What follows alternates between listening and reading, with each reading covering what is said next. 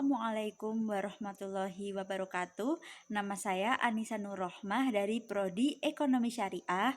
Izinkan saya untuk menjelaskan hasil tugas saya yang berjudul Umroh dengan dosen pengampu Ibu Mahda Intan Sanusi, SHME.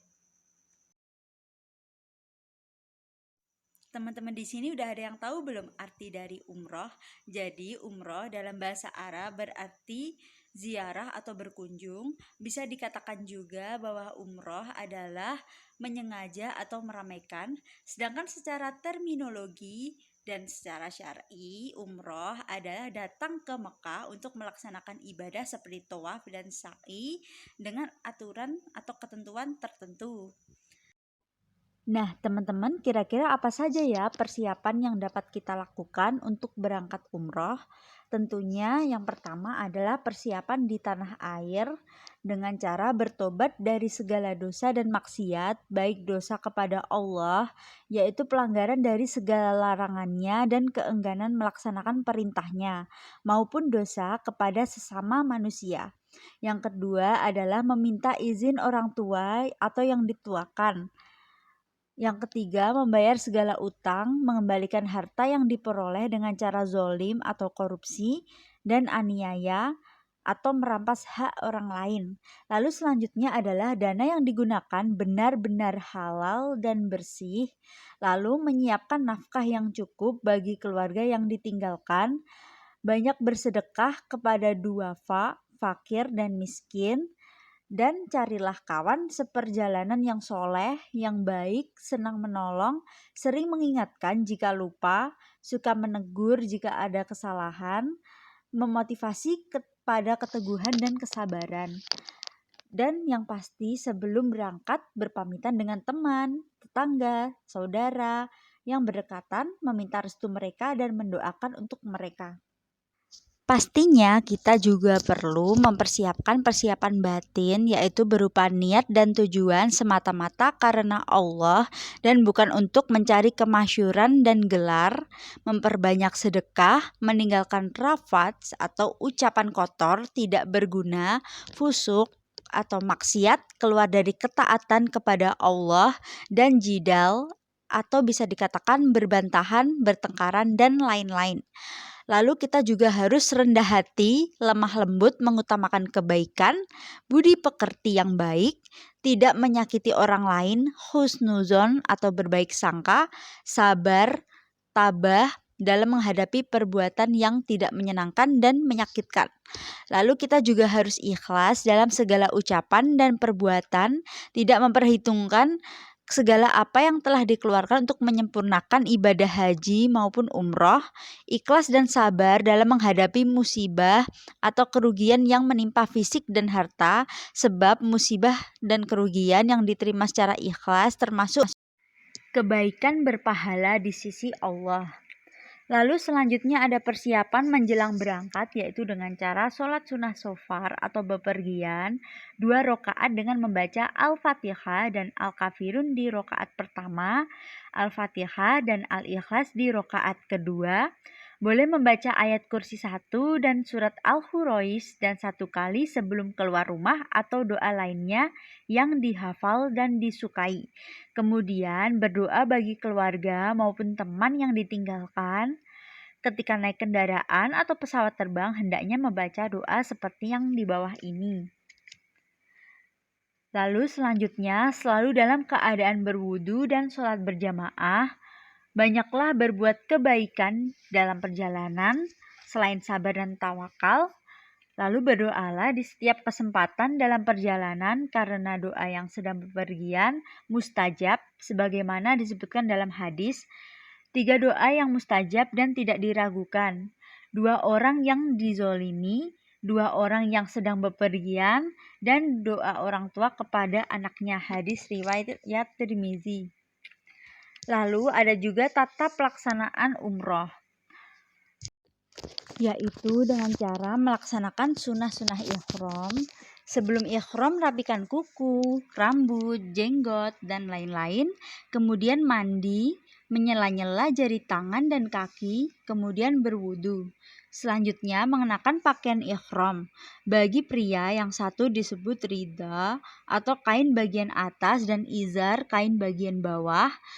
Sedangkan pakaian ihram untuk wanita sama halnya dengan pakaian ketika sholat, yaitu jilbab yang harus menutupi seluruh rambut, baju yang harus menutupi dada, tidak boleh memakai pakaian tipis hingga terlihat rambut dan kulit. Lalu selain telapak, muka, dan telapak tangan, kaki memakai kaos kaki. Sebelum niat boleh memakai wewangian, body lotion, parfum, dan lainnya, namun tidak boleh dilakukan sesudah niat.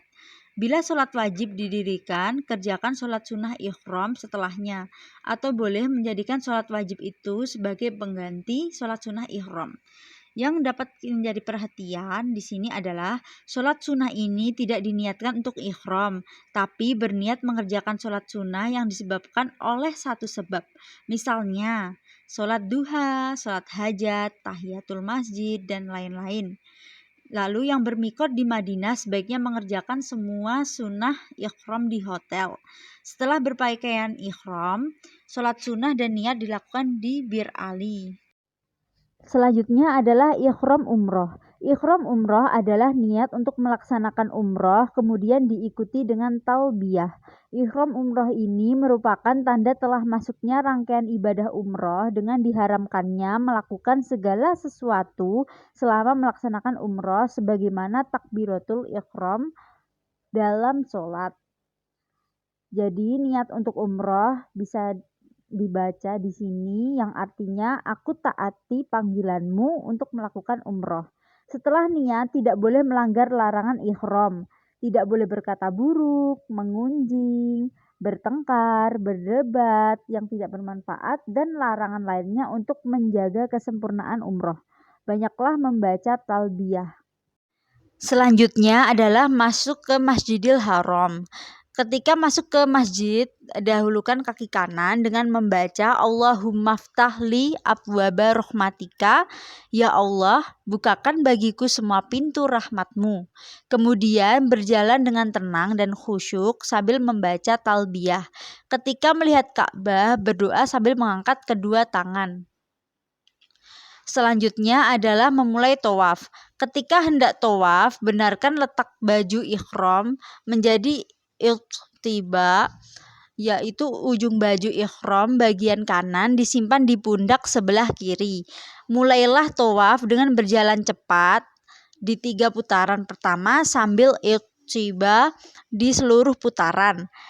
Dan bacalah doa di atas setiap kali isyarah atau melambaikan tangan ke arah Hajar Aswad. Lalu di sini ada bacaan ketika ram. Dan ada yang harus perlu diperhatikan yaitu adalah ram atau berjalan cepat di 3 putaran pertama tawaf hanya disunahkan ketika pertama kali tawaf umroh dalam satu perjalanan dan tidak disunahkan pada tawaf sesudahnya. Bila tidak mampu maka berusaha semampunya beram. Bila tidak sanggup juga berjalanlah biasa. Ram hanya disunahkan bagi laki-laki. Lalu selanjutnya iqtiba disunahkan dalam setiap tawaf untuk umroh. Tidak ada doa khusus dalam setiap putaran tawaf. Bacalah doa yang dikuasai, doa dalam Al-Quran dan hadis lebih diutamakan. Selesai round pada 3 putaran pertama, mulailah berjalan biasa pada 4 putaran akhir. Dan pada putaran selanjutnya bacalah bacaan tersebut yang berarti, Ya Allah, rahmati dan ampunilah aku dari dosa yang Engkau ketahui, karena Engkau maha besar dan mulia. Ya Allah, berilah aku kebaikan dunia dan akhirat. Bebaskan aku dari api neraka. Selama tawaf, bacalah zikir dan doa pilihan Anda atau membaca doa yang ada di bawah ini. Lalu yang selanjutnya adalah rukun yamani. Di rukun yamani atau sudut yang berdampingan dengan Hajar Aswad, isyarah atau tangan diarahkan dengan tangan kanan tanpa mencium tangan sesudahnya. Antara rukun yamani dengan Hajar Aswad, bacalah doa tersebut yang berarti, "Ya Tuhan, berilah kami kebaikan dunia dan akhirat. Selamatkanlah kami dari api neraka." Keenam adalah sholat di makam Ibrahim. Setelah tawaf kemudian menuju makam Ibrahim, maka membaca "Wattakizu min makomi Ibrahima musola", yang artinya, dan jadikanlah sebagian dari makam Ibrahim tempat sholat. Pakaian yang tadinya ijtiba dilepas dan diselimutkan ke badan, kemudian sholat sunnah 2 rakaat. Rakaat pertama membaca Al-Fatihah dan Al-Kafirun, rakaat kedua membaca Al-Fatihah dan Al-Ikhlas. Sesudah sholat bacalah menurut keinginan Anda. Yang menjadi perhatian di sini adalah tidak ada doa khusus dalam setiap putaran tawaf kecuali hanya beberapa doa yang telah disebutkan di atas. Anda boleh membaca doa sendiri atau dengan bahasa yang dikuasai. Tidak disunahkan mengusap, mencium, atau menempelkan benda untuk mengambil berkah karena hal ini tidak diajarkan oleh Nabi Muhammad SAW. Mencium Hajar Aswad adalah sunnah, sedangkan menghormati sesama muslim wajib hukumnya. Maka jangan mengejar pahala sunnah namun berakibat dosa. Jangan paksakan mencium Hajar Aswad bila keadaan penuh sesak. Bila keadaan penuh sesak dan tidak memungkinkan raum, berjalan biasa atau tetap raum semampunya. Jangan paksakan sholat yang berhadapan langsung dengan makam Ibrahim bila penuh sesak. Carilah tempat kosong, kemudian istilam atau bila memungkinkan ke arah Hajar Aswad sambil berdoa di multazam. Atau cukup berdoa di tempat kita berada. Makam Ibrahim bukanlah kuburan Nabi Ibrahim, maka hindari mengusap, mencium untuk mengharapkan berkah. Ingat, jangan rusak ibadah kita dengan perbuatan yang tidak ada tuntunannya. Ketika umroh berikutnya dalam tawaf hanya berjalan biasa tanpa ram maupun iftibah. Ketujuh, minum air zam-zam. Sebelum sa'i, disunahkan untuk minum air zam-zam sambil menghadap Ka'bah. Ketika minum, bernafas 3 kali, kemudian sisa air minum diusapkan ke kepala, muka, dan dada. 8. Sa'i. Sebelum ke sofa, letakkan kembali pakaian dengan cara ijtiba bagi laki-laki, dan ketika mendekat, bacalah yang artinya sesungguhnya Safa dan Marwah sebagian dari syiar Allah. Aku mulai dengan apa yang dimulai Allah. Ketika sampai di Safa, menghadap Ka'bah dengan mengangkat kedua tangan sambil membaca Allahu Akbar, Allahu Akbar, Allahu Akbar. Lalu kemudian bacalah doa di atas 3 kali, kemudian mulai berjalan untuk sa'i. Bagi laki-laki ketika berada di antara 2 lampu hijau, berjalan cepat sambil membaca bacaan tersebut, dan setelah selesai round berjalan biasa lagi hingga di Marwah. Ketika sampai di Marwah, menghadap kiblat sambil bertakbir dan berdoa seperti di permulaan sa'i. Kemudian mulai berjalan ke arah sofa dan beraum ketika melewati 2 lampu hijau.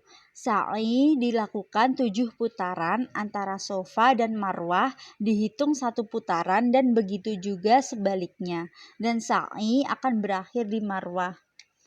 9. Tahallul. Selesai sa'i, kemudian tahallul dengan menggunting atau mencukur rambut, sedangkan bagi wanita hanya menggunting beberapa helai rambut sepanjang ruas jari saja. Lalu juga bermikot dari Tan'im atau Ji'ranah. Selama berada di Mekah dianjurkan untuk memperbanyak umroh.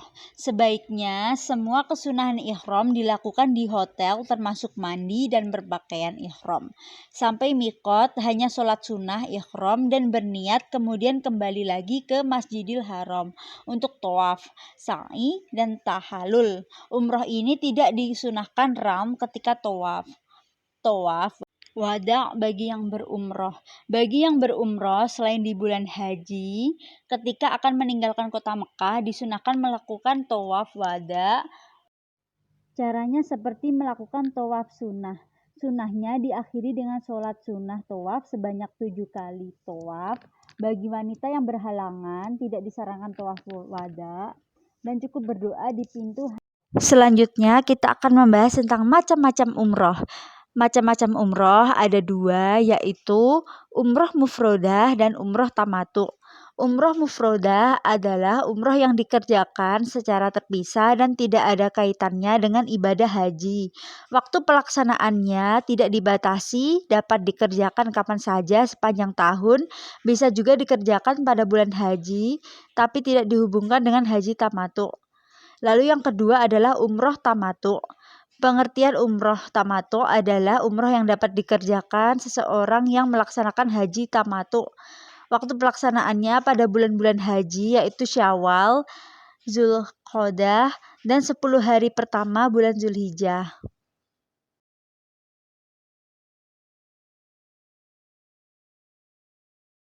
Sekian dari saya, kurang lebihnya saya mohon maaf. Wassalamualaikum warahmatullahi wabarakatuh.